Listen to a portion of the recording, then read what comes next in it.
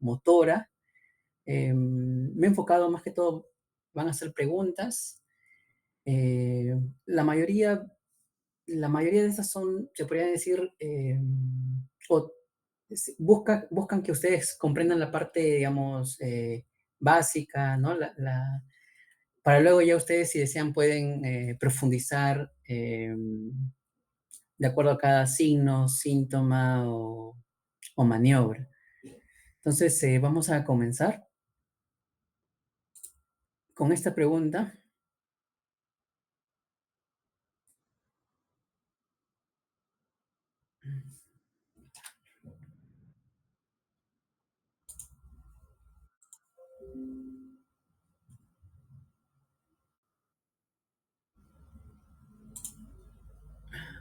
¿Se puede ver? ¿O algo pasa con...? Se ve en blanco, Daniel. Sí, ¿no? A ver, qué raro.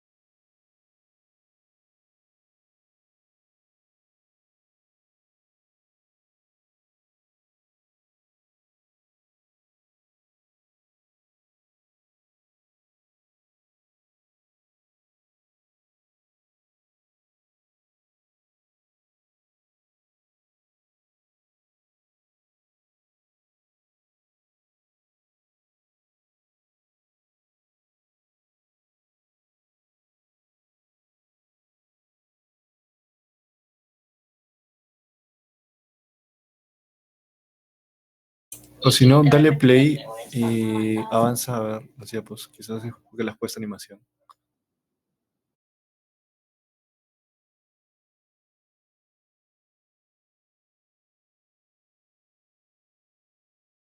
Ajá, ya ves, tiene animación, parece. Sí, sí, sabía. Bueno, gracias, Daniel.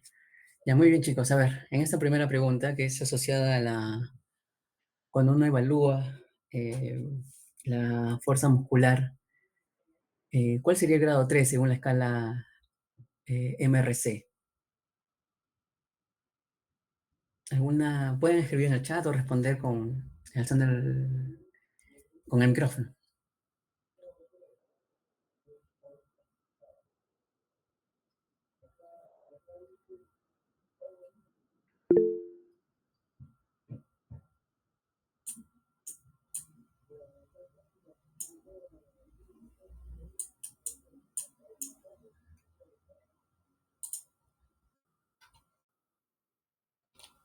Eh, Muy bien. De repente quizás no sé, quizás también se vería en este caso sí, también en la parte de semiología reumatológica o en la parte, por ejemplo, cuando analizamos eh, los grupos musculares, ¿no? Pero también se asocia un poco en la evaluación, en este caso neurológica, medir la motilidad. Entonces, esta escala tiene del 0 al 5 y la clave en este caso, como nos piden grado 3, sería la clave B, que es el movimiento activo contra la gravedad, pero no contra la resistencia. Entonces, el 0 es la ausencia de la contracción muscular o podríamos llamarlo plejía, mientras que en adelante, del 1 al 4, podríamos asociarlo un poco a una paresia, ¿no? Siendo el 1 hay un esbozo, ¿no? Unas contracciones mínimas que podríamos, por ejemplo, verlas en las manos, en los dedos, ¿no? De pequeñas articulaciones. La 2 va a haber movimiento, pero no va a vencer la gravedad, es decir, alzamos digamos, el brazo del paciente y cae, ¿no? Cae con la gravedad. La 3 ya puede mantenerla, sostenerla, digamos, en el aire, pero si nosotros aplicamos una resistencia, eh, nuevamente vuelve a caer. La 4 va a haber un movimiento, de por sí ya vence la gravedad, Sin embargo, cuando aplicamos una cierta resistencia, vuelve a caer. Mientras que las 5 se puede decir que es el estado normal, ¿no? Una contracción normal y una fuerza muscular normal.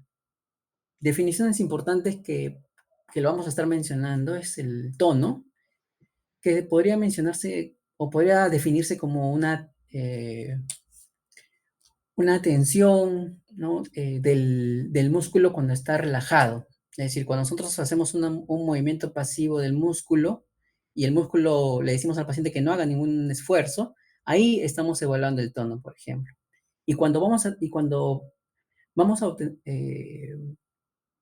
si nos dan el dato, por ejemplo, de alguna lesión cerebelosa, vamos a notar que el paciente o un determinado segmento corporal va a tener hipotonía. Es algo también asociarlo, es bueno asociarlo o tener presente esta asociación. Con respecto a la fuerza muscular, esto seguramente es más conocido por nosotros, es la capacidad que tiene el músculo para poder realizar una contracción completa. Pregunta 2. Este es un poco más de dato, ¿no? Quizás podría venir, por ejemplo, para relacionar, quizás en el examen. ¿Qué reflejo osteotendinoso corresponde con las raíces C5 a C6? Tenemos 5 alternativas. ¿Alguno desea escribir en el chat? ¿El bicipital? Muy bien, sí. La clave es la C, el reflejo bicipital. Acá tenemos los reflejos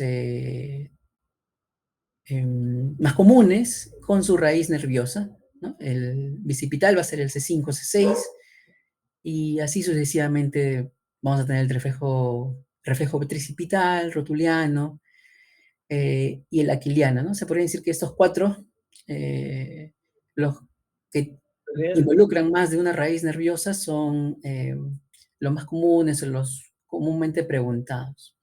Ahora, hay una maniobra que de repente le han dicho sus doctores de práctica, que es la maniobra de Jendra-Sik. Lo que ocurre es que, digamos, uno está evaluando y evalúa el reflejo rotuliano, ¿no? Y aparentemente uno realiza esa maniobra, pero no parece que no responde, ¿no? O que hubiese arreflexia o hiporreflexia, ¿no? Sin embargo, con esta maniobra de Jendra-Sik le decimos al paciente que una sus manos y trate de estirarlas, ¿no? Trate de hacer fuerza tratando de separarlas, ¿no? Esta maniobra lo que hace es interrumpir un poco el nivel de conciencia, en este caso, para poder relajar eh, esa, la parte del miembro inferior y vamos a poder, por ejemplo, si volvemos a aplicar el reflejo rotuliano, ya vamos a poder observar ese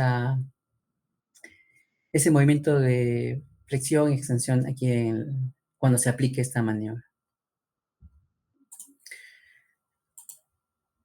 Muy bien.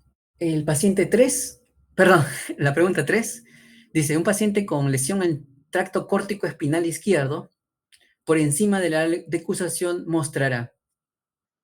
Hay 5 alternativas. La A es debilidad ipsilateral y pérdida de dolor y temperatura ipsilateral por debajo del nivel.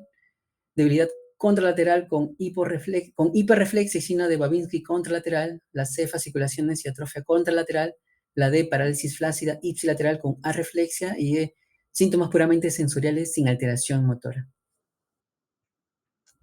¿Alguno desea aventurarse con alguna de las alternativas? Puede escribir o mediante el micrófono. ¿Beso?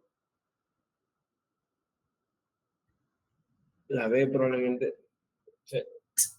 Efectivamente, sí. Está muy bien, chicos. Sí, es una debilidad. Justamente vamos a tocar este tema, pero es bueno introducir con una pregunta. Y sí, cuando hablamos del tracto córtico espinal, lo vamos a asociar al síndrome de la motoneurona. Puede ser superior, inferior, pero si nos hablan por encima de la decusación, ya nos están asociando que es la primera motoneurona y ese síndrome asociadas a esa motoneurona se caracteriza por hiperreflexia y un signo de Babinski contralateral. Entonces vamos a comentar un poco sobre la vía piramidal y luego sobre esos síndromes. Entonces, esa es la vía piramidal. Consta de dos motoneuronas que van a iniciar justamente de la corteza motora, las cuales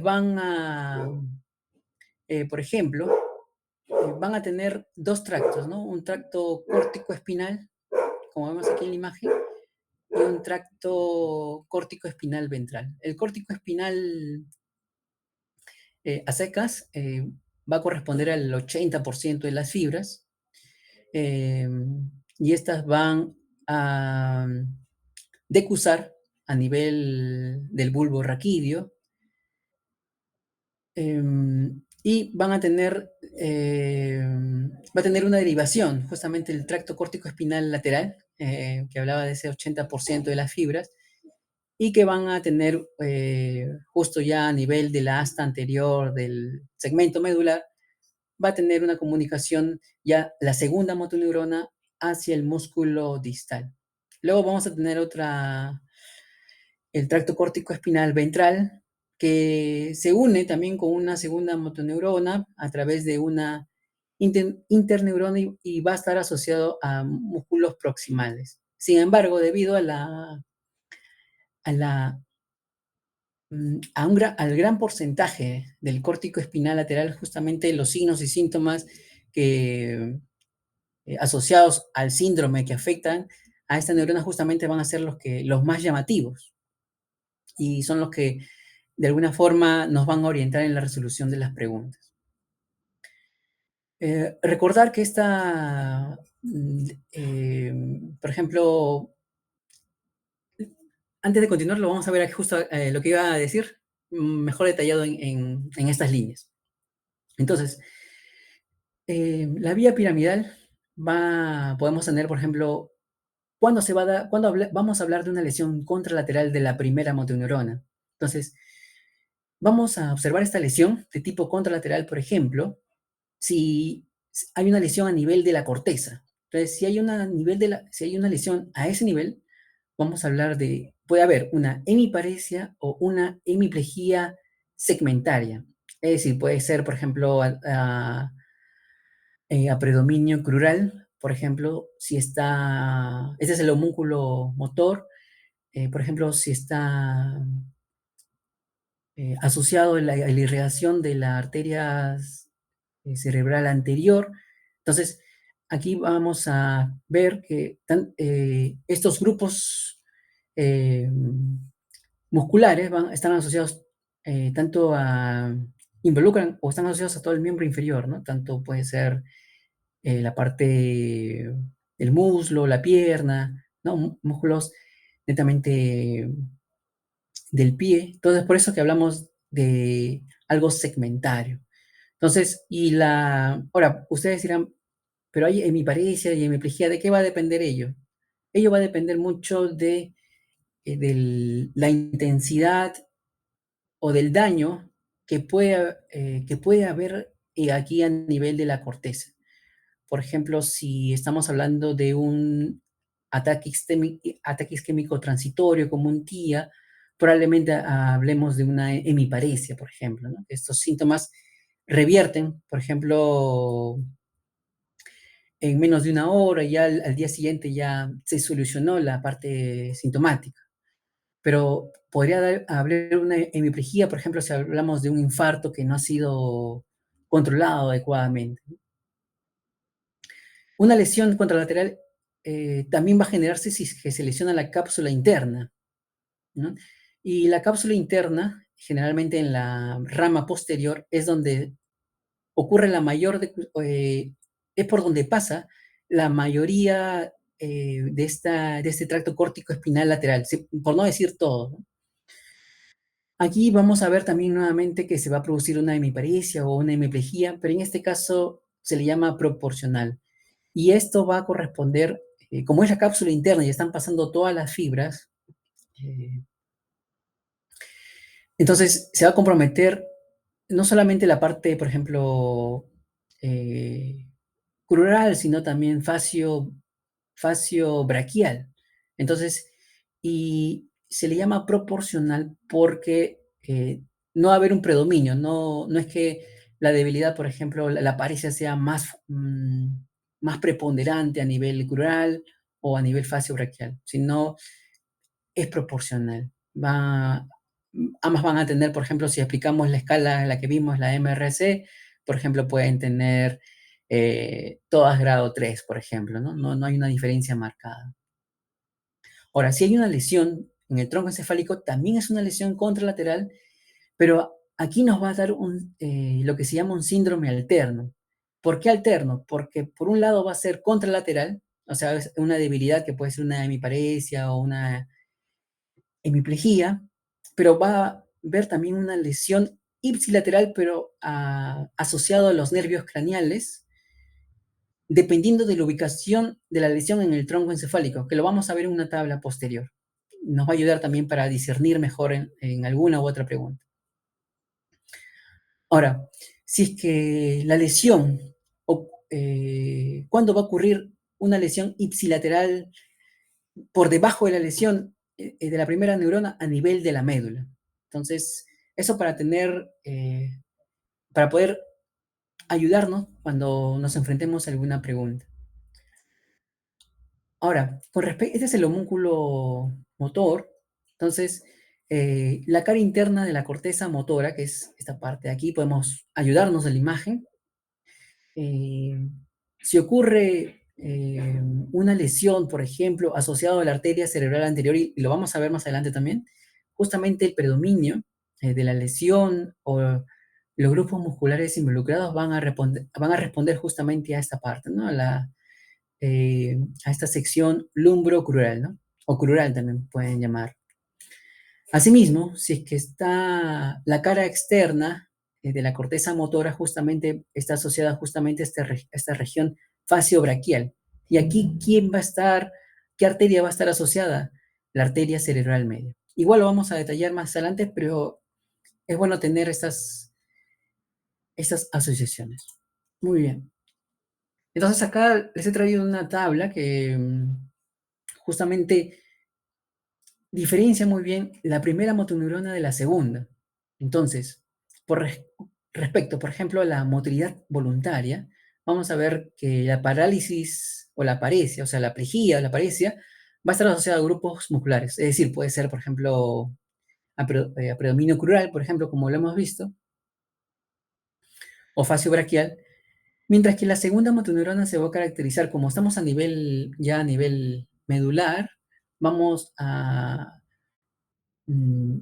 esta sección o esta parálisis o esta lesión a nivel medular va a corresponder justamente a los músculos, no a grupos musculares, sino a músculos aislados, dependiendo de la raíz motora que está involucrada.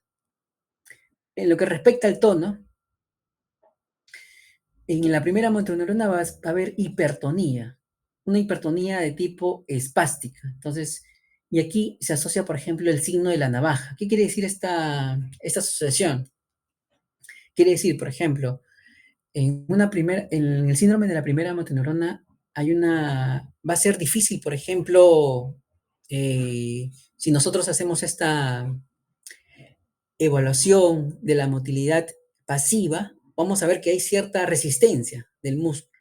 Sin embargo, el signo de la navaja nos va a indicar de que cuando aplicamos más fuerza llega un momento en que ya esa resistencia disminuye y ya se puede hacer el movimiento, por ejemplo, de la flexión o extensión.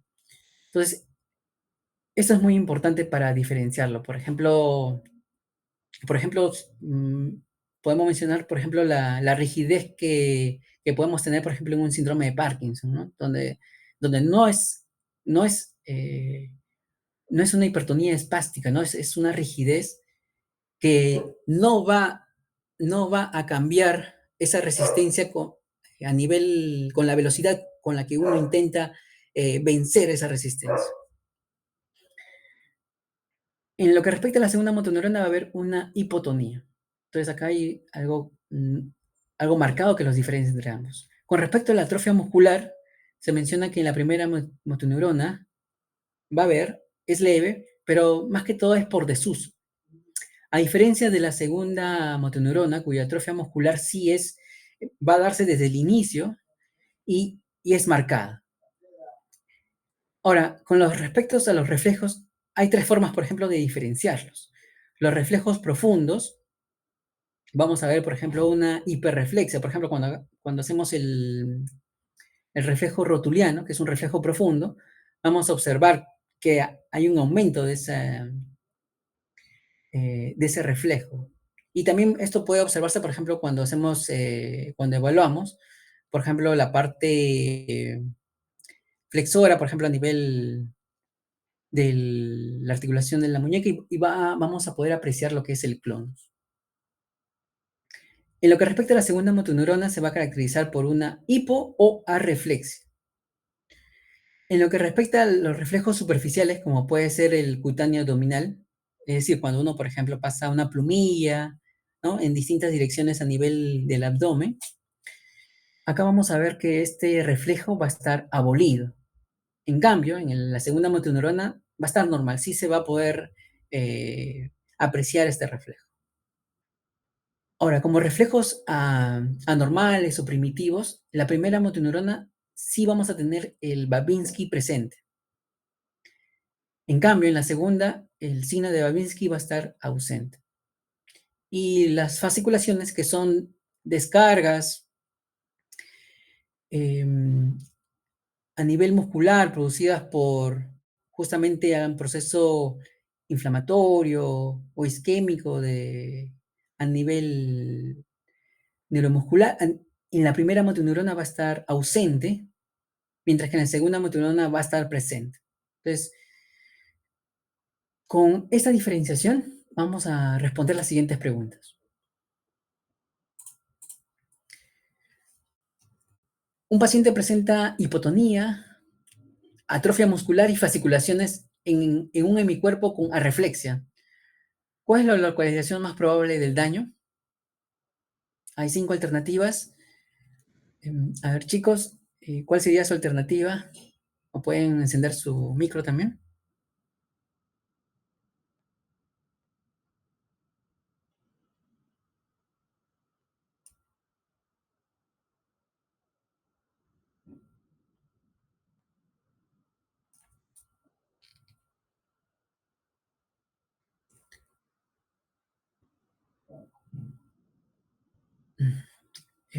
En esta pregunta, eh, casi ya nos dan todos los datos del síndrome de la segunda motoneurona o motoneurona inferior, ¿no? Caracterizado por la hipotonía, la atrofia muscular, que es de inicio temprano, y las fasciculaciones, ¿no? Y también nos hablan de la arreflexia, que también es algo característico del síndrome de segunda motoneurona.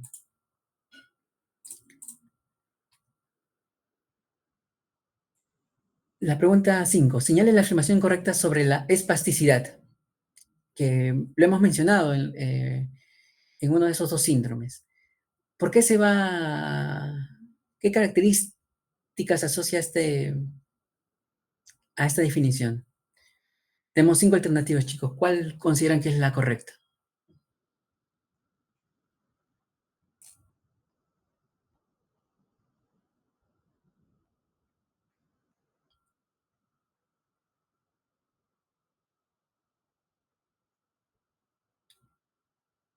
Pueden escribir en el chat o alzar su micrófono.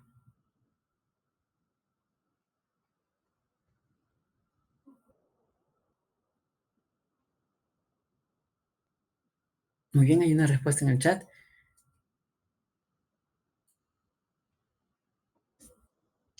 Sí, efectivamente. La espasticidad va a estar asociado a esta hipertonía, asociada a la primera motoneurona, y justamente va a ser dependiente de la velocidad. Cuando uno aplica eh, una fuerza opuesta a esa resistencia, va a llegar un momento en que esa resistencia es vencida, ¿no? Y mientras más veloz sea la posición que nosotros hacemos, con mayor rapidez también disminuye esa resistencia. Pregunta 6. ¿Cuál es la mejor descripción del clonus? Si bien no lo he definido como tal, pero está asociado a esta hiperreflexia. ¿Cuál consideran que es la respuesta? Muy bien, y hay una alternativa. Gracias, Alisa. ¿Alguien más, chicos?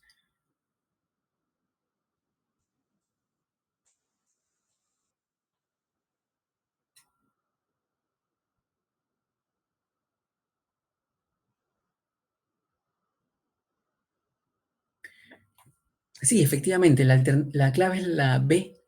Son contracciones rítmicas e involuntarias que están desencadenadas por un estiramiento, ¿no? Cuando nosotros estiramos justamente la muñeca, pero también puede darse a nivel plantar, vamos a observar que se producen estas contracciones rítmicas. Pregunta 7. Tenemos un paciente con pérdida del reflejo abdominal y presencia de Babinski bilateral. ¿Qué sugiere este patrón? A. Lesión periférica del nervio femoral. B. Lesión difusa del sistema nervioso central. C. Neuropatía sensitiva distal. Lesión exclusiva del cerebelo. Síndrome miasténico.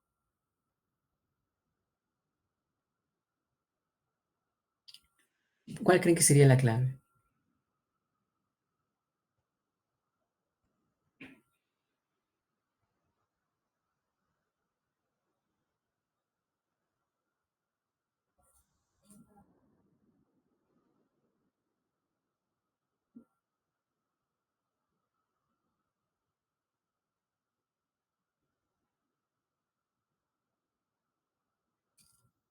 Muy bien, y hay una alternativa, una respuesta. ¿Sí?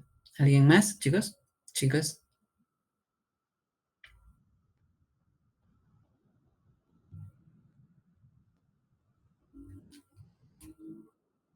Sí, efectivamente, la clave es la B, como ha indicado Elisa. Una pérdida del reflejo abdominal nos hace pensar en un síndrome de la primera motoneurona, ¿no? Y la presencia de un Babinski bilateral, si nos fuera a decir unilateral, definitivamente eso marca lo que es una primera motoneurona de algún segmento, ¿no? Del cerebro. Sin embargo, cuando ya nos hablan de bilateral, nos está indicando que es un compromiso mucho más serio, ¿no? Entonces, esto podría deberse, por ejemplo, a una lesión un tanto que pueda involucrar tanto a nivel, por ejemplo, em, encefálico, como también posiblemente parte del tronco, ¿no? Los demás no tienen mucho que asociarse, no, lesión periférica no da Babinski bilateral, la neuropatía, sensitiva distal, solamente nos hablan de sensitiva, y no nos dan ningún dato sobre ello. La lesión cerebelo, bueno, nos hablarían de otros datos otros síntomas del síndrome cerebroso que lo vamos a ver más adelante, y síndrome astémico tampoco. Entonces, muy bien, pasamos a la siguiente pregunta. Esta es ya definición del signo de Babinski, que va a consistir en lo siguiente. Acá hay, de la A a la E, todas mencionan la dorsiflexión del primer dedo del pie, muy bien. Lo que va a marcar la diferencia justamente es a partir de aquí, ¿no? La segunda parte de cada alternativa. A ver, chicos, ¿cuál consideran que ustedes, cuál es la definición justa del signo de Babinski que aparece en el síndrome de primera motoneurona?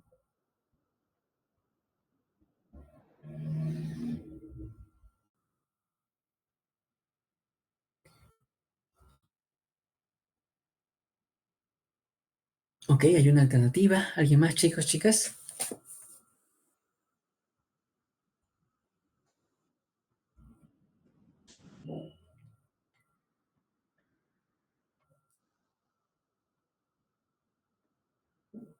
Muy bien. En este caso, la alternativa es la clave D. cuando se produce este signo, justamente se llaman los dedos en... Hay dorsiflexión del primer dedo y los otros dedos se mencionan que son como, hacen una forma de abanico, ¿no? Entonces,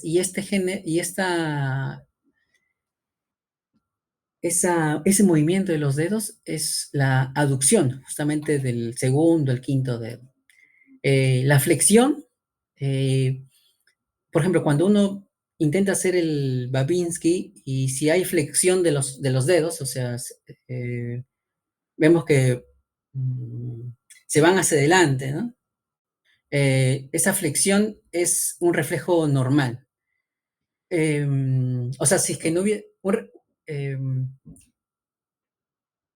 Es decir, recapitulando, cuando uno evalúa justamente el reflejo plantar de Babinski, si vemos que hay flexión de los dedos, eso es algo normal. Ahora, puede haber flexión como no, y eso se considera normal. Pero si hay aducción de los otros dedos, como en abanico, es decir, se alejan de la línea media, eh, entonces eso es claramente un signo de Babinski. Podría haberlos confundido tal vez también aducción, pero la aducción quiere decir que los dedos van hacia la línea media, lo cual no, tampoco es el caso. Muy bien, pasamos a la siguiente pregunta. Señale la característica que mejor distingue un síndrome de neurona motor inferior de un síndrome piramidal.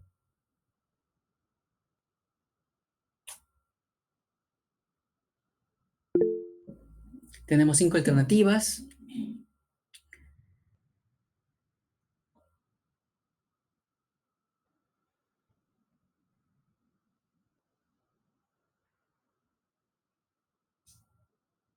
¿Alguna alternativa? Allá. Muy bien, Alicia, sí, ya veo que has respondido. Muy bien. ¿Alguien más, chicos, chicas, que pueden encender su micrófono?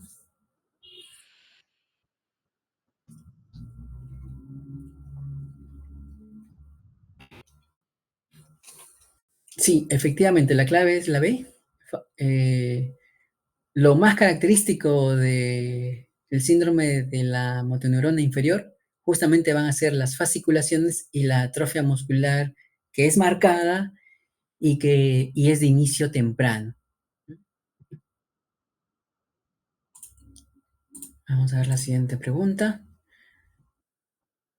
¿Cuál de las siguientes es la explicación correcta para la presencia de fasciculaciones? Vemos que esto está asociado a la segunda motoneurona.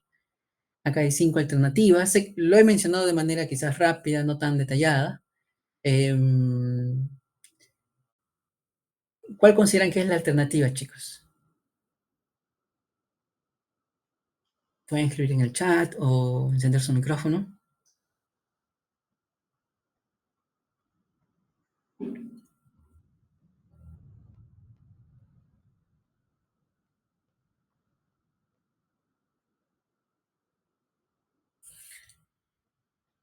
Sí, efectivamente, gracias, Elisa. Sí, lo que define una fasciculación justamente son estas descargas, ¿no? Que se producen justamente por la desenervación de esa segunda motoneurona. Los otros sí vemos que no tienen mucha relación justamente con lo comentado respecto al síndrome piramidal. Pregunta 11. Paciente con parálisis facial periférica izquierda, ipsilateral, hemiplegia contralateral y signos de compromiso del tracto córtico espinal. ¿En qué nivel del encéfalo sería más típico este síndrome alternante? Vamos a ver. A, mesencéfalo. B, bulbo raquídeo. C, protuberancia o puente. D, cerebelo, E, tálamo. ¿Cuál consideran que es la respuesta? Muy bien, ya hay una clave. ¿Alguien más, chicos?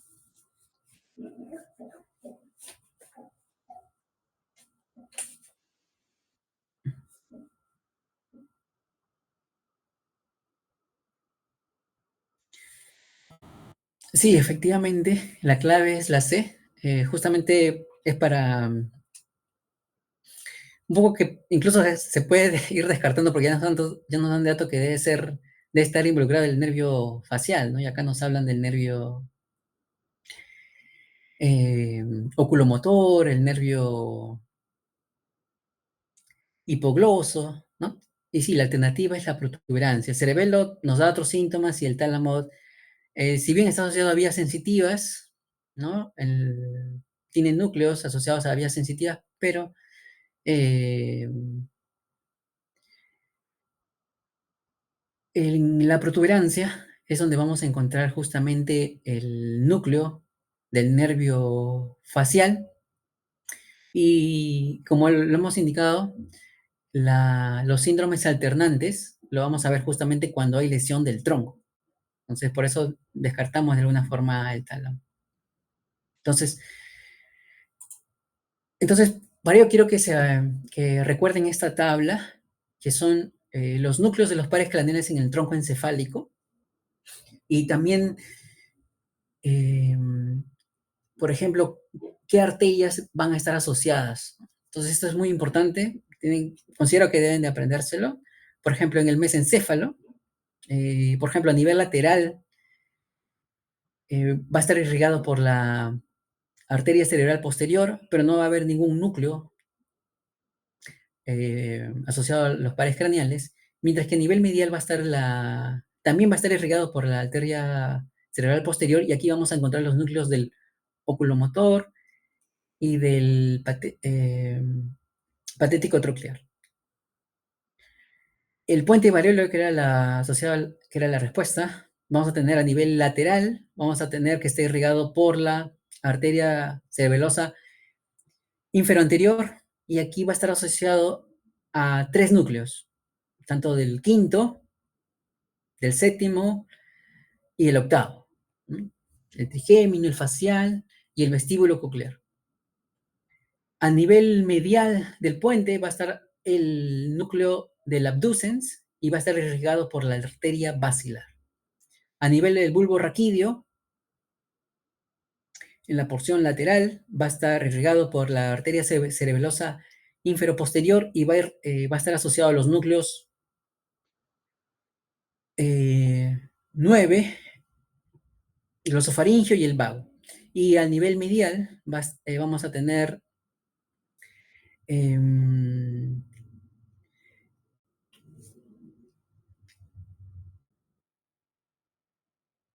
Mm, de ahí les confirmo el nombre, se me ha ido el nombre de la arteria, pero va a estar asociado al, al nervio craneal 12, el hipogloso. Entonces, em, recordar esta tabla porque nos va a ayudar tanto por ejemplo, para estos síndromes alternantes, donde vamos a tener una lesión a nivel del tronco, pero lo vamos a poder diferenciar dependiendo de la clínica del nervio craneal. Eh, Esa clínica de cada nervio craneal la va a comentar en la posterior repaso que lo va a dar otro compañero también de la base, y con ello lo van a poder integrar de mejor forma. Muy bien, entonces vamos a pasar a la pregunta 12. En el síndrome de Bronce-Cuardo de hemisección medular, se va a caracterizar por tenemos A, pérdida bilateral del dolor y temperatura por debajo de la lesión. B, déficit motor ipsilateral por debajo y pérdida contralateral del dolor y temperatura por debajo de la lesión.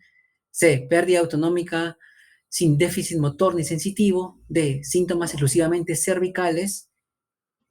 Pérdida de la sensibilidad vibratoria contralateral. ¿Cuál consideran que es la respuesta, chicos?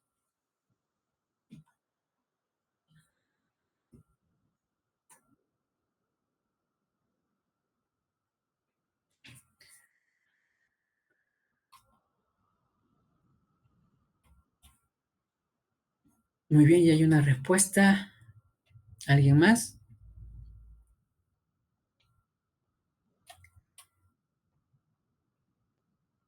Y sí, muy bien, Alicia. La clave es la B, efectivamente. Si bien es el síndrome de Bronce-Quart, se va a explicar en un posterior repaso porque corresponde más a síndromes sensitivos, pero recordemos que hemos hablado que puede haber una lesión medular, ¿no? A nivel de la vía piramidal. Y en este va a dar justamente un déficit motor ipsilateral por debajo de la lesión, ¿no? Entonces, justamente con ese dato ya nos puede orientar, por ejemplo, cuando estén en el examen para definir una o que otra clave. Eh, Asimismo, como hay una hemisección medular, la, digamos, las vías del dolor y temperatura, ya no, como decusan, van a estar alteradas porque justamente está alterado esa mitad de esa sección medular. Entonces, pero eso va a ser explicado con mayor detalle en el próximo repaso. Entonces, pero vean que simplemente con conocer uno u otro, ¿no? Tanto qué efectos tiene a nivel motor o a nivel sensorial, ya nos van a orientar a la respuesta. Pregunta 13. Marque lo que no corresponde respecto al cerebelo. A. Diadococinesia sirve para evaluar metría. B. Romber con ojos cerrados se evalúa cordón posterior. El cerebelo corrige los movimientos en curso. Los pedúnculos cerebelosos conectan al cerebelo con el resto del cerebro. E. En la estación de pie se debe observar separación de piernas y oscilaciones de tronco y de miembros inferiores al examinar el cerebelo. ¿Cuál consideran que es la respuesta, chicos? Justamente estamos entrando a la parte del síndrome cerebeloso y esta pregunta es como para introducirnos en ese tema.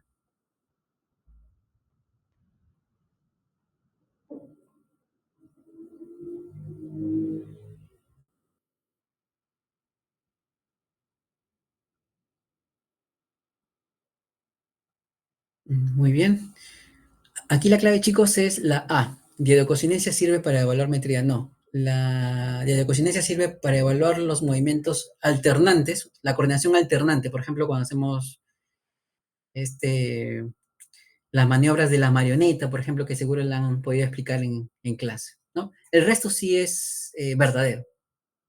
Entonces, vamos a hablar sobre el síndrome cerebeloso. De manera rápida, ¿no? El cerebelo se va a construir principalmente del vérmix, que es la parte central, y va a contener dos hemisferios. Entonces, justamente esta definición o conocer o reconocer o recordar estas estructuras nos va a permitir justamente asociarlo justamente a los síndromes que llevan casi su nombre, ¿no? El síndrome vermiano, que va a estar asociado justamente a alteraciones que vamos a poder ver más a nivel central del tronco y, por ejemplo, y la cabeza también, ¿no? Y el síndrome hemisférico, que va a estar asociado, por ejemplo, cuando hay lesión de uno de otro hemisferio, por ejemplo, puede ser un ACV, alguna tumoración. Entonces, aquí se van a afectar más que todo a nivel de las extremidades y va a ser ipsilateral. Por ejemplo, si vemos una descoordinación o algún síntoma asociado a este síndrome, por ejemplo, en el lado derecho, la lesión va a estar justamente en el hemisferio derecho. Entonces, es algo que lo diferencia, por ejemplo, con el síndrome piramidal, que generalmente, por ejemplo, hemos visto que se ocurre en la corteza, en la cápsula, en el tronco, es contralateral. No, acá en el cerebelo es diferente, ¿no?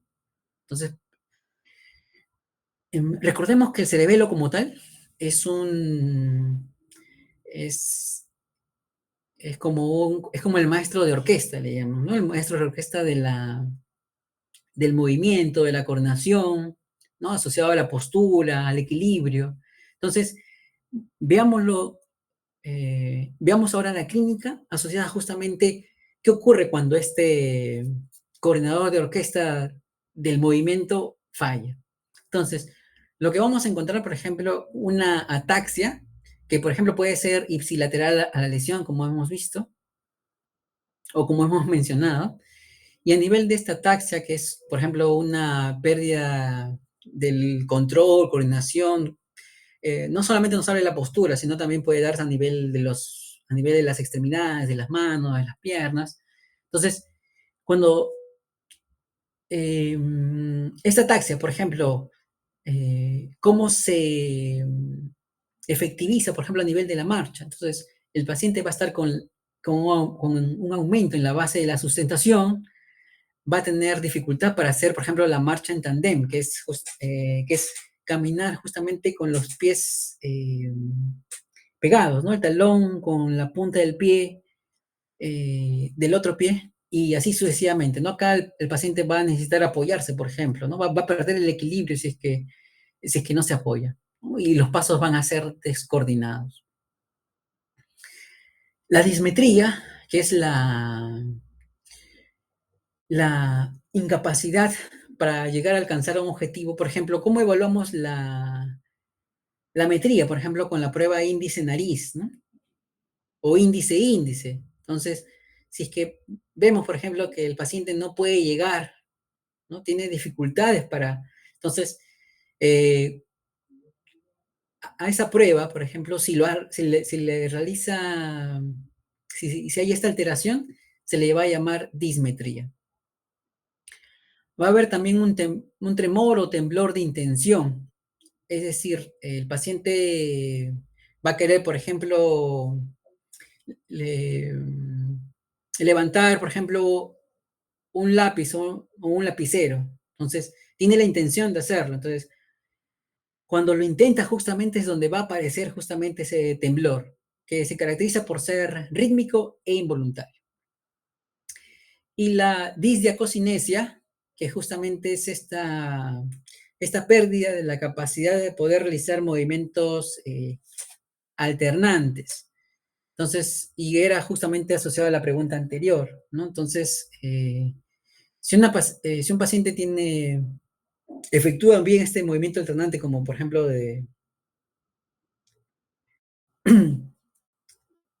esta maniobra, por ejemplo, cuando usan las palmas y los muslos, una mano está, una mano, por ejemplo, la derecha, la palma está mirando hacia arriba, mientras que la otra, la izquierda, está pegada al muslo, y hacemos le decimos al paciente que intente repetir los ciclos, que alterne las palmas, que muestre las palmas y hacia arriba y la palma toque el muslo. Si vemos que no cumple o se demora demasiado, tiene muchos errores, entonces hablamos de una disdiacocinesia. También la hipotonía, que se caracteriza, como lo hemos mencionado, el síndrome cerebeloso, lo que tiene, o el cerebelo como tal, se encarga justamente de mejorar el tono a nivel muscular. Y si hay una lesión, justamente va a haber una disminución de este tono caracterizado, por ejemplo, de la flacidez a nivel muscular, o el paciente va a adoptar alguna postura de tipo anormal. También va a haber nistagmo, este movimiento ocular, que puede ser horizontal, puede ser vertical, puede ser incluso rotatorio. Más se asocia al síndrome vermiano, pero también puede aparecer en un síndrome hemisférico, y va a ser más intenso hacia la lesión. Por ejemplo, si el paciente le decimos que mire hacia la derecha y vemos que ese nixtasmo, por ejemplo, de tipo horizontal, es mucho más intenso, hay una mayor amplitud de ese movimiento, entonces nos está orientando de que la lesión está hacia ese lado. También vamos a hablar de disartria. En este caso, esto lo vamos a hacer justamente por la pérdida, ¿no? De esta descoordinación de este maestro de orquesta a nivel muscular. Y por ejemplo, acá se va a afectar eh, músculos como el hipogloso, que se encarga del movimiento, por ejemplo, de la lengua, ¿no? Entonces, y va a dar esta descoordinación, ¿no? Y el paciente va a hablar con silabeo, por ejemplo, y va a hablar también lento. Entonces, estas son las características. Algo importante aquí que de repente lo que más se aprecia es la ataxia y la hipotonía a nivel mientras que el nistagmo y la disartria pueden aparecer, pero no es tan frecuente. Pero sin embargo, es bueno tenerlos, digamos, estos cuatro grandes grupos siempre presentes. Muy bien, vamos a responder algunas preguntas asociadas a este síndrome cerebeloso. Pregunta 14. Paciente con 55 años, con marcha inestable desde hace meses, dificultad para caminar en línea recta, tijereteo al caminar y tendencia a caerse hacia atrás. En el examen vemos que hay nistagmo, disartria y atrofia de la marcha truncal. Nos preguntan, la localización más frecuente de la lesión cerebelosa es. Tenemos 5 alternativas, chicos. ¿Cuál consideran que es la respuesta?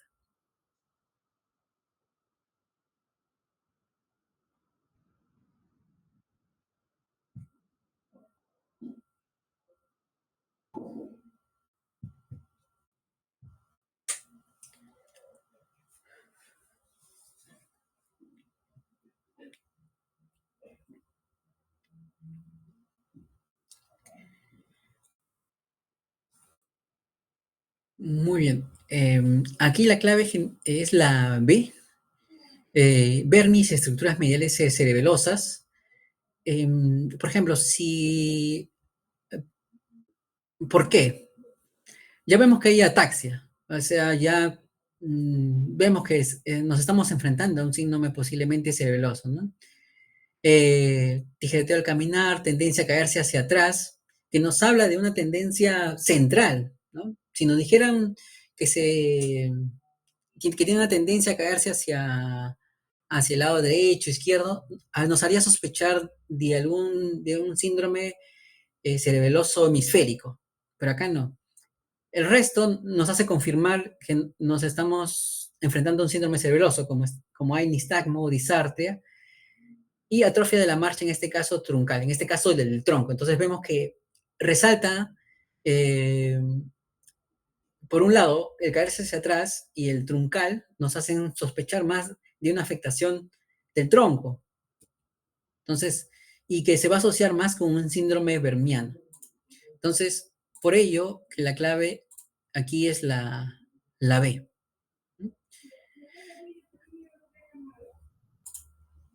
Muy bien, pregunta 15. ¿Cuál de los siguientes hallazgos es más compatible con la lesión del hemisferio cerebeloso versus la lesión vermiana?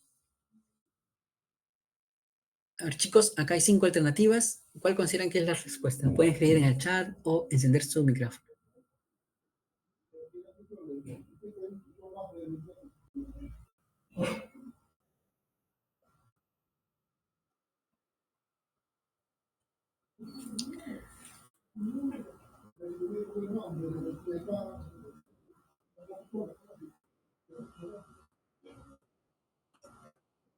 Muy bien. Aquí la clave es la C. Va a haber una dificultad para movimientos finos de una extremidad. Justamente la lesión hemisférica se asocia justamente a extremidades con un temblor de intención ipsilateral. Esta es la palabra clave que nos decanta por una lesión hemisférica y dismetría, que es una característica que aparece en el síndrome cerebeloso. Entonces, de repente podrían haberlos confundido, la clave B, disartria y nistagmo vertical, sí, pero no nos dice mucho porque esto puede aparecer tanto en el síndrome hemisférico o vermiano. Ataxia truncal y marcha de base amplia, por lo truncal nos haría orientar por un síndrome vermiano, lo cual no queremos porque nos pregunta por una lesión hemisférica.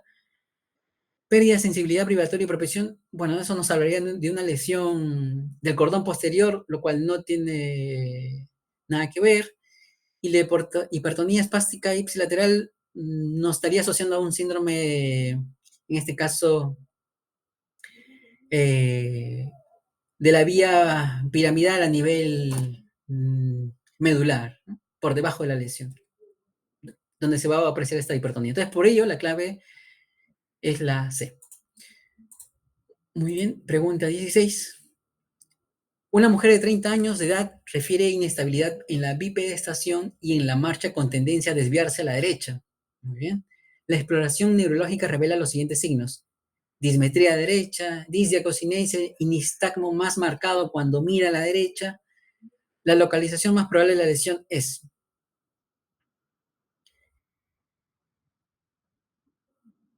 Nuevamente, 5 alternativas. ¿Cuál consideran que es la respuesta, chicos?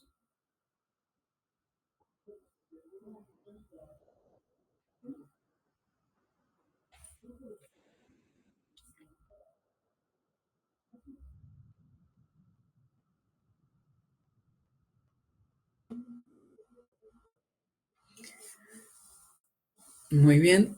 Aquí la clave es la B. Como vemos, hay muchos datos que nos orientan a que eh, nos habla que hay un compromiso, ¿no? Hacia el lado derecho, ¿no? Tendencia a caerse, dismetría derecha, nistagmo más marcado cuando se mira a la derecha, que es lo que habíamos mencionado. Entonces, por ende, la clave va a ser la B, hemisferio cerebeloso del lado derecho. Recordemos que las lesiones a nivel cerebeloso hemisféricos siempre va a ser ipsilateral, ¿no? El resto no tiene, podría confundir aquí con la clave A nada más, el resto no tiene mucha,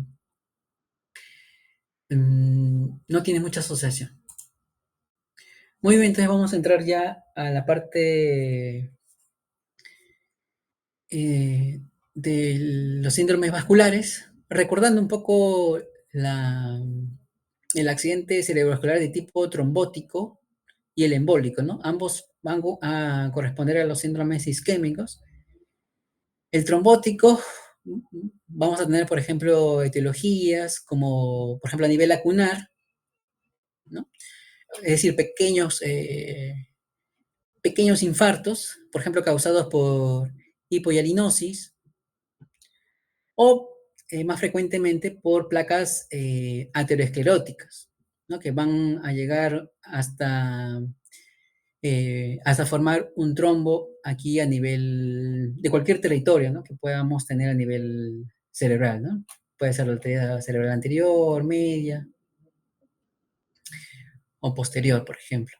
Mientras que el émbolo o el de tipo embólico justamente nos habla que hay un agente externo, en este caso el émbolo, ha viajado y ha llegado a un punto en que cierra o ocluye una determinada arteria y la causa más frecuente del tipo embólico es la fibrilación auricular, ¿no? Es decir, de este tipo embólico tiene un origen cardíaco.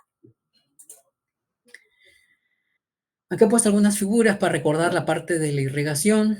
No es necesario que se aprendan o para el examen, digo, aprenderse todas las arterias, simplemente reconocer que vamos a tener, por ejemplo, en el polígono de Willis, como vemos aquí, la arteria cerebral anterior con la arteria comunicante, la arteria cerebral media, que también las arterias comunicantes posteriores y aquí las arterias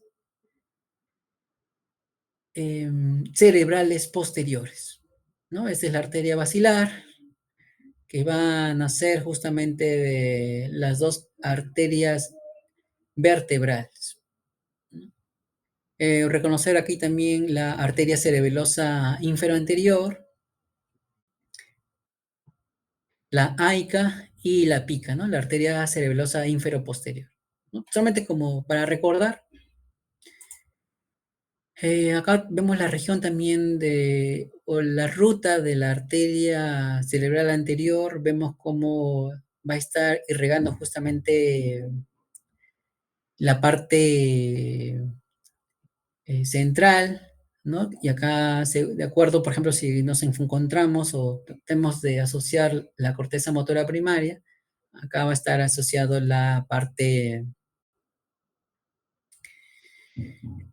eh, la parte crural, ¿no? O lumbro-crural también le llaman. Este es el recorrido de las arterias cerebral media. donde va a tener una rama, si bien aquí no se aprecia, digamos, porque, o sea, es decir, está dibujado muchas ramas, pero podemos dividirla en dos, la arteria cerebral media, eh, la superior y la inferior. La superior eh, va a irrigar parte frontal, parietal, mientras que la inferior va a irrigar también regiones parietales y temporales. Muy bien, entonces vamos a hablar de los síndromes isquémicos y lo más importante es justamente diferenciar bien las características semiológicas de las arterias involucradas, sea anterior, media y posterior ante una lesión. Entonces, en la anterior va a haber un predominio crural o lumbro-crural, más que a nivel braquial, y entonces esto va a dar una hemiparesia o una hemihipoestesia contralateral a predominio crural.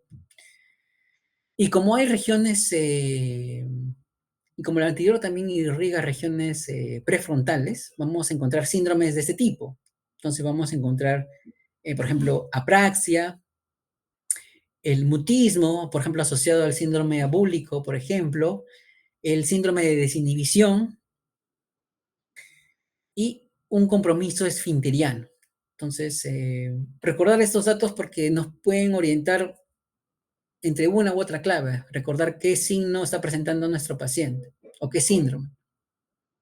En lo que respecta a la arteria cerebral media, como tiene como tiene este recorrido a nivel en el homúnculo de Painfield va a irrigar esta zona, justamente va a tener un predominio más eh, facio-braquial. Entonces, y en esa zona puede dar una hemiparesia o una hemihipoestesia, es decir, disminución de la sensibilidad. También la arteria cerebral media irriga regiones, también regiones frontales, y vamos a tener, por ejemplo, una mirada hacia hay regiones en la parte frontal que están asociadas a la conjugación, a la visión cuando uno mira con los dos ojos a la izquierda o a la derecha. Entonces, con una lesión de esta arteria cerebral media, por ejemplo, a nivel de un infarto, la desviación va a ser hacia el lado de la lesión.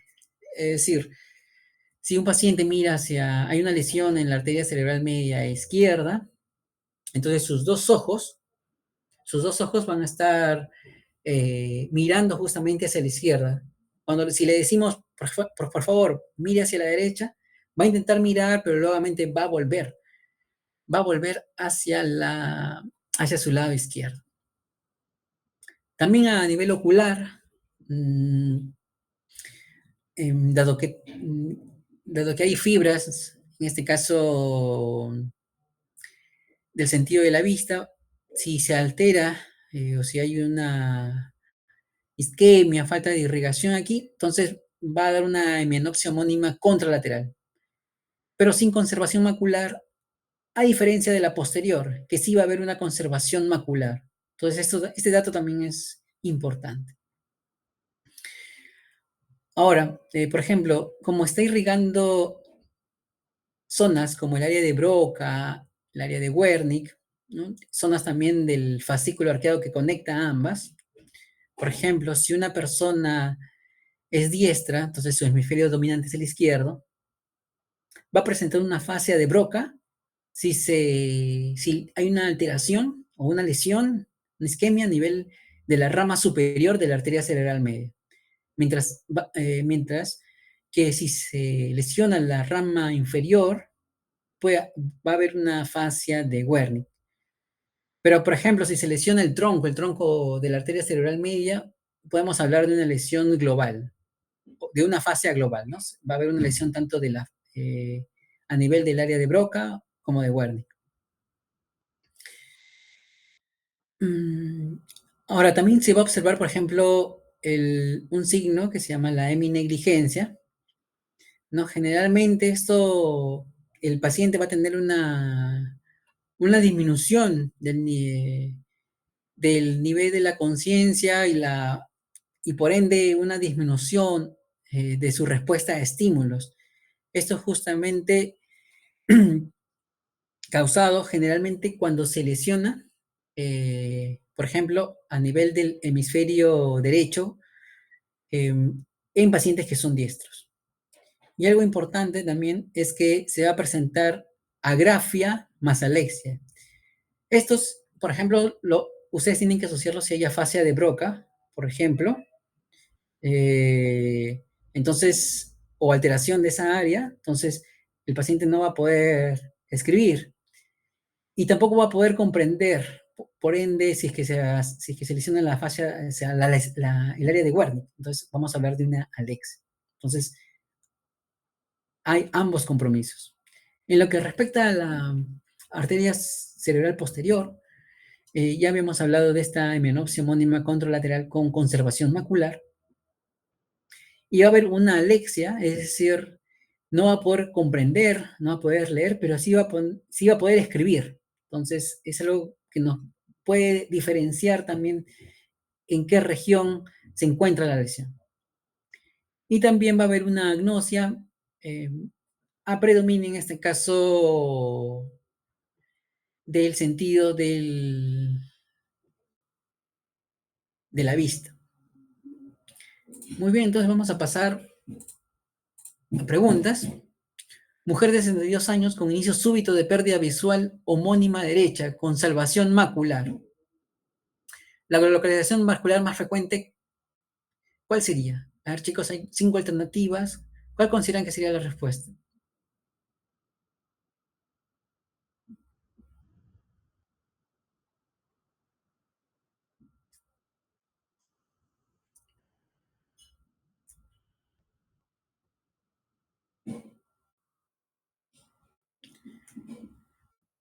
Muy bien. Aquí, como nos dan de dato primero que hay una pérdida visual homónima derecha, con salvación macular. Ya, esto nos hace pensar de la arteria occipital, de la arteria cerebral posterior, ¿no? Asociado justamente al lóbulo occipital. Entonces, justamente la clave es la clave A, infarto del lóbulo occipital izquierdo por la arteria cerebral posterior, ¿no? La arteria cerebral media no hay salvación macular, no se puede visualizar la parte central y el resto no tiene mucha asociación. Si bien el cuerpo geniculado lo podemos asociar a la parte visual, pero la salvación macular es característico de la lesión de la arteria cerebral posterior. Pregunta 18. Varón de 68 años con inicio súbito de debilidad contralateral que afecta más al brazo y a la cara que la pierna. Muy bien. Afasia de expresión y mirada conjugada hacia un lado. ¿Cuál es la localización vascular más probable? Muy bien, chicos, acá hay 5 alternativas. ¿Cuál consideran que es? Pueden escribir en el chat o encender su micrófono.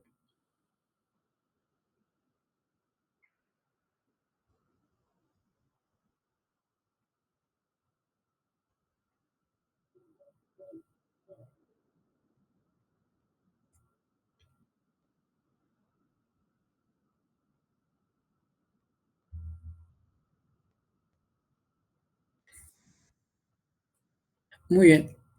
Para analizar esta pregunta, lo que tenemos que ver son los datos que nos dan. Entonces, nos hablan de una debilidad contralateral que afecta más el brazo y la cara que la pierna. Entonces, esta definición nos orienta a la arteria cerebral media. Entonces, nos quedamos entre la clave, descartamos las demás y nos quedamos entre la clave B y C.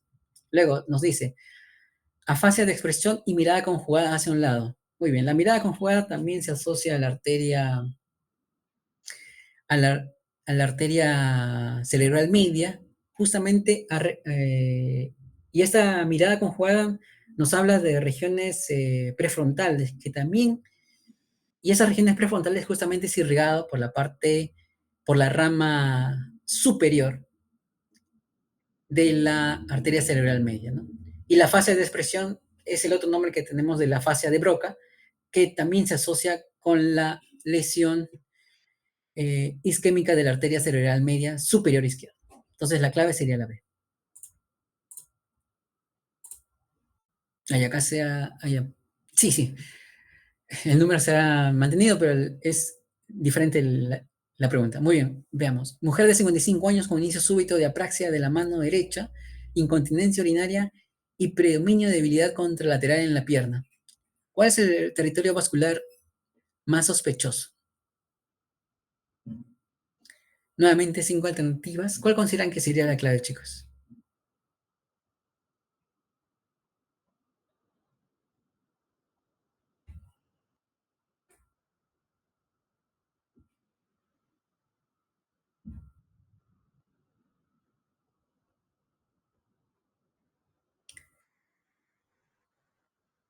Muy bien, aquí de los datos, quizás los datos más importantes que nos van a permitir, por ejemplo, decantarnos en las alternativas va a ser la incontinencia urinaria y predominio, ¿no?, de esta debilidad a nivel de la pierna. O sea, nos hablan de esta región crural, ¿no?, que se asocia justamente a la arteria cerebral anterior. Y vemos que también si se altera la arteria cerebral anterior, también puede aparecer apraxia. Entonces, de estas alternativas, justamente la clave es la B, la arteria cerebral anterior contralateral. Muy bien, otros síndromes isquémicos que no estaban en la anterior diapositiva, justamente es las arterias lentículo estriadas, es decir, cuando hay estos infartos lacunares. Entonces, aquí vamos a tener dos síndromes, el síndrome lacunar motor y el síndrome lacunar sensitivo. Esto va a depender, por ejemplo, eh, si está, a qué tipo de áreas está asociado al infarto, ¿no? Por ejemplo, un lacunar motor, podemos asociarlo si la irrigación se compromete, va a haber una isquemia de la cápsula interna, ¿no?, del brazo posterior. Y esto, si lo asociamos, por ejemplo, al síndrome piramidal, vimos que aquí este iba a producir eh, una hemiparesia o una hemiplegia proporcional, ¿no? Entonces, y esto lo vamos asociando mucho, pero tendrían que darnos de datos justamente en la pregunta, más datos, ¿no? Para poder diferenciar ¿no?, que hablamos de qué tipo de síndrome nos encontramos, ¿no? Si es un síndrome motor o sensitivo.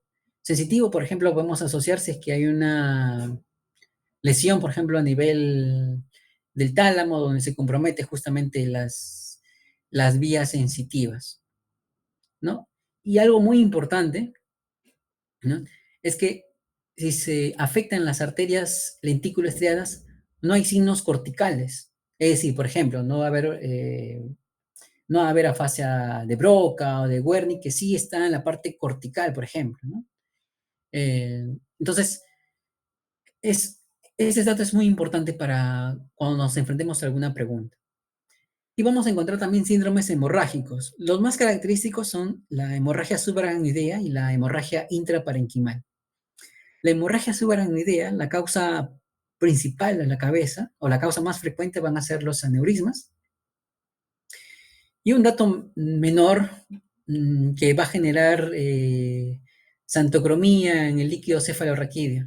Esto producto del metabolismo en este caso, de la sangre, al darse justamente esta hemorragia. Pero este dato no es necesario que todavía, digamos, es poco probable que le vengan.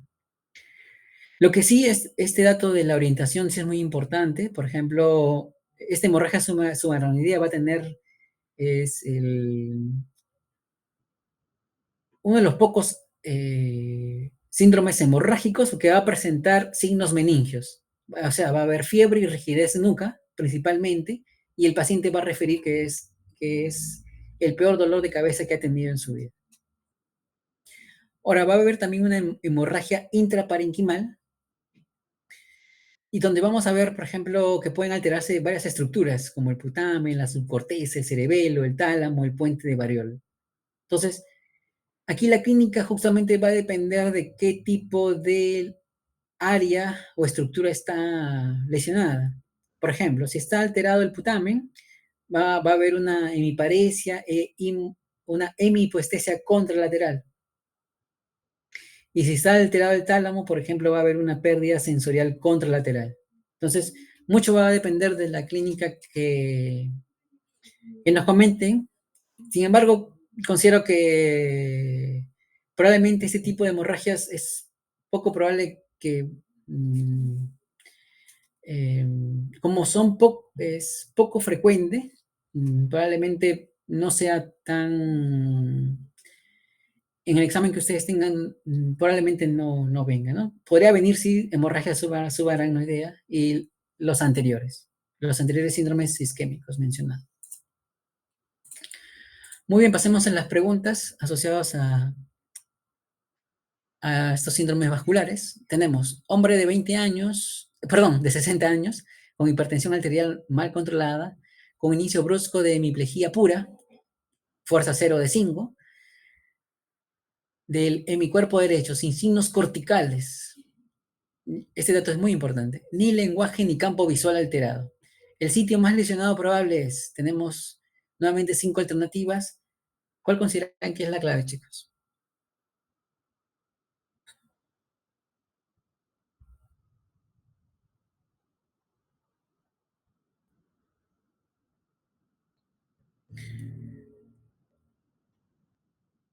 Pueden encender su micrófono. Muy bien. Aquí, para analizar la pregunta, vemos que tiene un inicio brusco de hemiplegia, ¿no? Pura en mi cuerpo derecho. ¿Sí? Y el dato importante es que no tiene signos corticales. Entonces, si vemos un cuadro y sin signos corticales, debemos pensar en síndromes lacunares. Entonces, por ejemplo, ni el lenguaje, es decir, ni el área de Broca, Welling está alterado, ni el campo visual. Entonces vemos que de todas las alternativas, la que más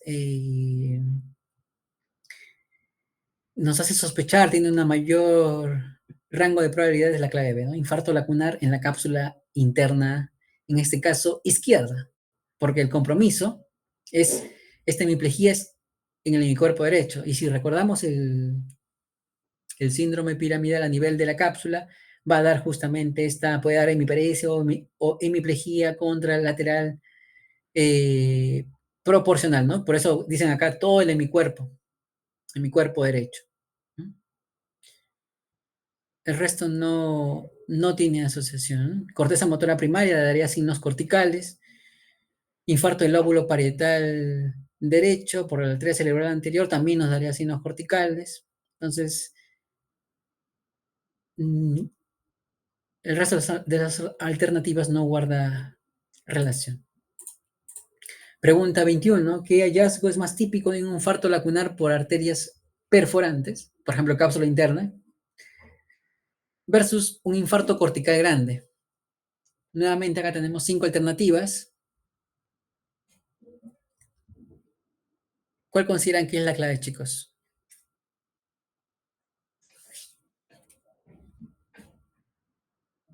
Pueden encender su micrófono también.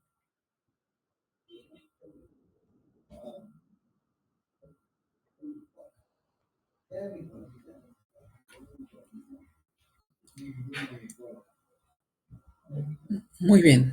Algo que caracteriza el infarto lacunar es justamente que no hay signos corticales. Entonces, la alternativa que menciona ellos justamente es la clave B. ¿No? La A, signos corticales como afasia, apraxia, nos harían hablar de la arteria cerebral anterior, arteria cerebral media, arteria cerebral anterior o agnosia, por ejemplo, una arteria, podemos hablar de una arteria cerebral posterior, ¿no? Una agnosia visual. Entonces, esto sería si es que nos piden un infarto cortical grande, ¿no? O nos piden solamente qué es lo que caracteriza o qué es más típico en un infarto lacunar, es la clave B, ¿no? Un déficit focal motor puro o sensitivo sin signos corticales. El resto no,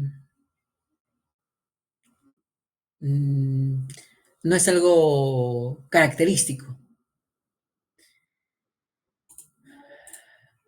Pregunta 22. Paciente con oclusión proximal de la arteria cerebral media izquierda que afecta a la rama profunda, el lentículo estriada y la cortical. Muy bien. Presenta afasia global, hemiplegia y desviación conjugada de la mirada hacia el lado lesional. ¿Qué hallazgo neurológico cortical explica la desviación de la mirada hacia el lado de la lesión? Entonces, nos ha dicho muchas cosas, pero para preguntarnos simplemente, eh, em, ¿qué hallazgo neurológico justamente,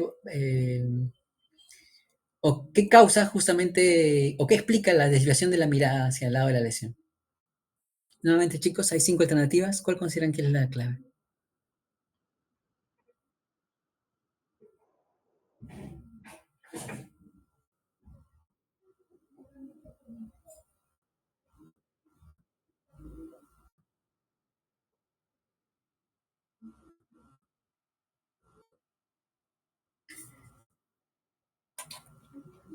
Ya.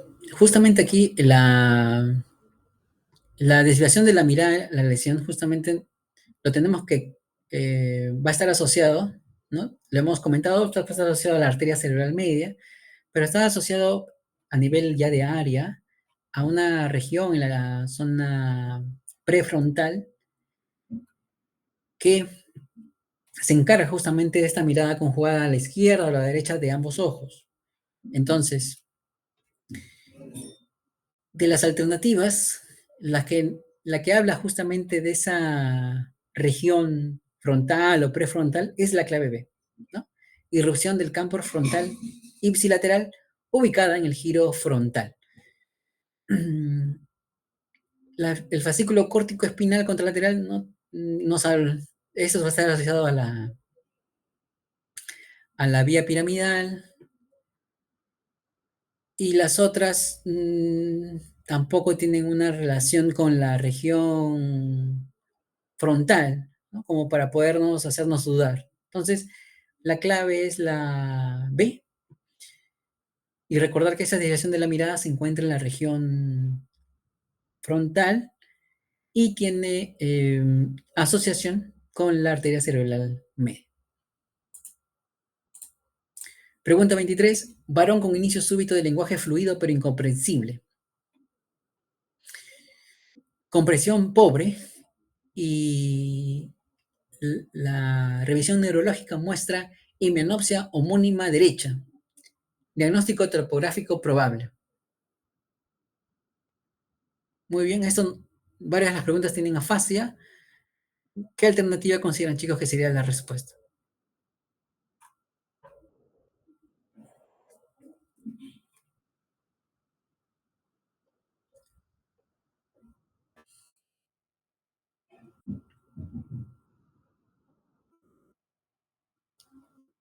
Muy bien.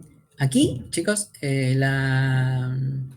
nos hablan de un lenguaje fluido, es decir, es decir, el área de Broca está bien, pero incomprensible, ¿no? Y comprensión pobre, eso nos habla que el área de Wernicke está involucrada, ¿no? Y la parte neurológica, y esto ya lo asociamos a la irrigación de la arteria cerebral media, y esto ya también nos confirma, ¿no? Nos confirma que estamos hablando de lesión en la arteria cerebral media, en este caso a nivel dominante, que generalmente sería izquierdo, y el área de Wernicke, recordemos que es irrigada por la arteria cerebral media, pero la rama inferior. Entonces, por ello, la que cumple todas esas condiciones es la clave B. Pregunta 24. Paciente con dolor súbito de cabeza, pérdida de conciencia breve y luego déficit neurológico focal. El TAC con sangre en cisternas subaracnoideas. La causa vascular más probable es, nuevamente, 5 alternativas, chicos. ¿Cuál consideran que sería la causa hemorrágica de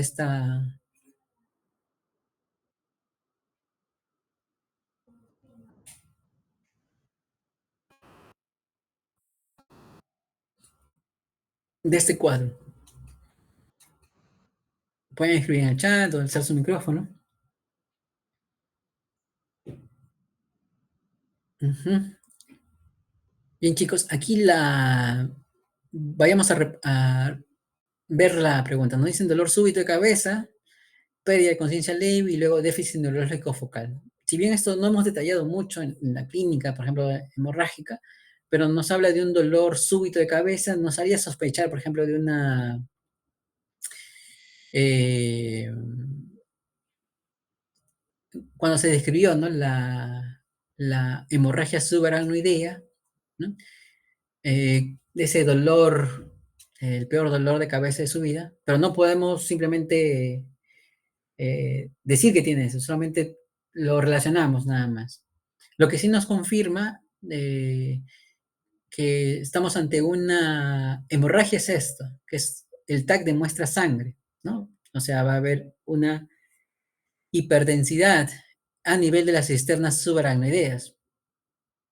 Entonces, recordemos que la causa vascular eh, ya de una hemorragia subaracnoidea, la causa más importante es el aneurisma, ¿no?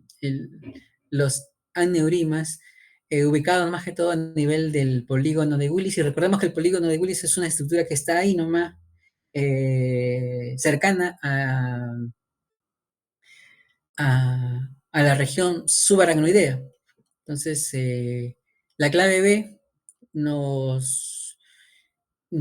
es la que tiene mayor peso. Los ganglios basales,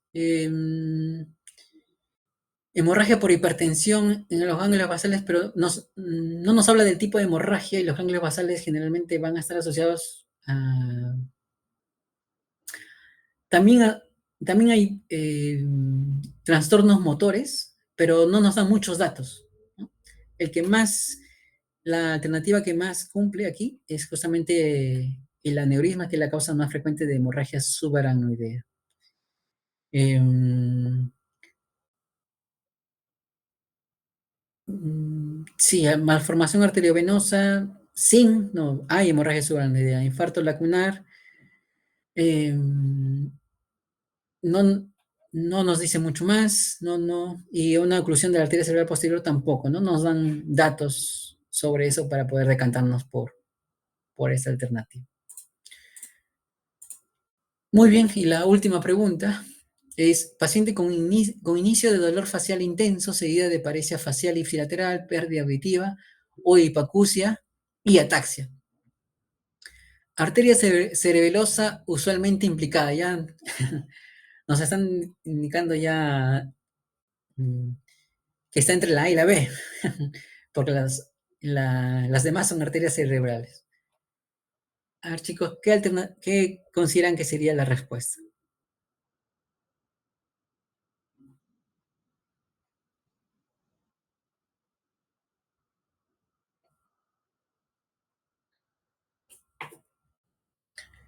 Muy bien. Para recordar aquí, tenemos, a ver, un dolor facial intenso, ¿no? Esto nos hace recordar un poco eh, si bien todavía no se ha explicado en detalle los nervios faciales, lo va a hacer otro compañero. Por ejemplo, en la parte sensitiva facial los tiene el nervio trigémino, ¿no? Luego nos dan otro dato, ¿no? Seguida, dice, de la paresia facial ipsilateral. Entonces, la paresia facial, esto lo asociamos al nervio facial, al nervio craneal 7. Luego nos dicen pérdida auditiva o hipacusia. Entonces, esto lo asociamos al nervio craneal 8, ¿no? Al vestíbulo coclear. Y a la ataxia, bueno, todo ello está involucrado, ¿no? En este caso, una ataxia de tipo sensitivo. Entonces, ya vemos que está involucrado tanto el quinto, el séptimo y el octavo, ¿no? ¿Y qué arteria cerebelosa usualmente implicada? Entonces, antes de responder a esta pregunta, les voy a pedir que simplemente recuerden, ¿no? Recuerden bien esta tablita, justamente de los pares craneales, su localización, su zona de localización y la arteria cerebral, ¿no? O la arteria que está asociada. Entonces, vemos que aquí el quinto, el séptimo y el octavo, que son justamente los nervios que hemos encontrado en la pregunta, van a estar implicados y estos están irrigados por la AICA, por la arteria cerebelosa inferior. Entonces, esa sería la clave, que me parece es la letra A, si no me equivoco.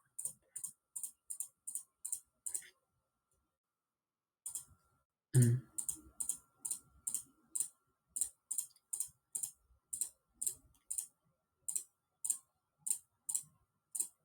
Ah, corrijo. Estaba en la alternativa B, like. Y esa sería la clave. Muy bien, chicos, eso es la exposición de este repaso de hoy. Muchas gracias por su tiempo, ¿no? Y espero que les haya servido. La intención es que se puedan quedar con la parte básica, más que todo. Ah, no he querido hacer preguntas muy extensas, sino que se queden con la parte básica para que ustedes puedan explorar, ¿no? Y en profundidad ya abocarse a muchos más síndromes. Pero recuerden que en el examen de semiología, porque yo llevé semiología el año pasado en Carrión, no es tan complicado, ¿no? Si bien la teoría sí es extensa y se puede complicar en las preguntas, pero el examen no es complicado, no le tengan miedo, ¿no? Creo que la mayoría o casi todos llegaron a aprobar ese examen el año pasado. Entonces, por eso tómenlo con calma, sigan repasando y les deseo todo lo mejor en ese examen. Muchas gracias, cuídense.